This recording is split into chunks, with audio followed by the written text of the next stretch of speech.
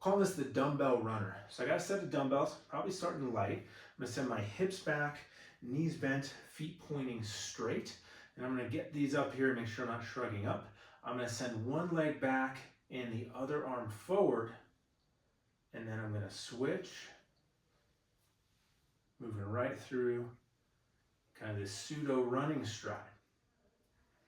All right, so what I'm looking for, kind of from the toes all the way up. So I want feet pointed straight. I don't want to be toed out there. That can be a compensation that can lead to some issues potentially in your running stride. So feet pointed straight, and when you're on one leg, I want the big toe and ball of the foot to be planted on the ground to give us stability from the foot. Then at the knee, I want the knee to be pointing over the third and fourth toes, or if I'm looking down, you might be able to see the inside of your ankle and foot. And then the hips are staying square, so I'm not pivoting from there. Knees a bit bent, hips back a little bit. Moving up to the core, I want to be stacked, pelvis and rib cage. So stacked, in through here and not overarched and not flexed down.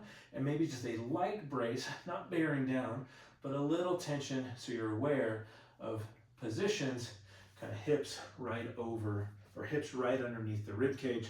And these are roughly parallel, not skewed. And then moving up to the shoulders, I want the shoulders away from the ears, so pulling the shoulders a bit down. And then as I move back, I'm pulling this arm back with my shoulder blade without shrugging up like that. So I want to maybe feel some work on the inside edge of my shoulder blade. And then this arm pushes out and up a bit, maybe feeling also some work in this underarm area as well as in the biceps.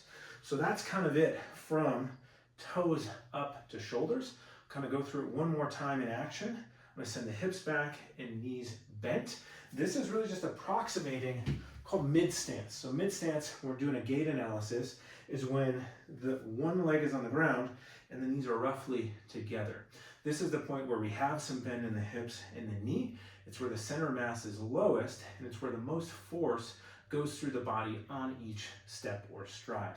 And it also is where we tend to see some things start to deviate or maybe point to what we want to work on if we're having issues or pain with running. If you're not a runner, still value to this, because this position is going to get the maximum amount of work, or it's maybe not maximum work, but we're going to get some good stability throughout all the joints rather than when we have one joint all the way locked out. So this forces our muscles to stabilize around each of the joints. So we're looking to get just kind of down a little bit. If you're having trouble finding that, almost kind of jog in place, and then you can kind of pause, and this kind of bent knee, slightly bent hip position with an upright torso generally is what we're looking for. So I'm going to get there, feet straight ahead. If you feel like your knees are together, draw them out a bit, but big toe ball of foot still on the ground. I'm going to make sure I'm not flared or not collapsed. Little core tension coming up. If you need to look at your feet for balance at first, that's okay. But then I want you looking across the room, and I'm trying to get a little upper body rotation, exaggerating maybe this rotation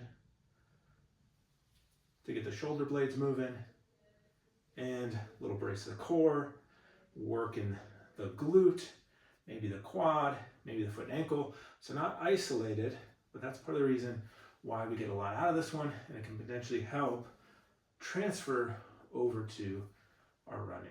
So give that a go. I typically work up, start with about 45 seconds to a minute. This is never one that I go heavy. I was doing this with some 10s, which is probably just on the heavy side for me.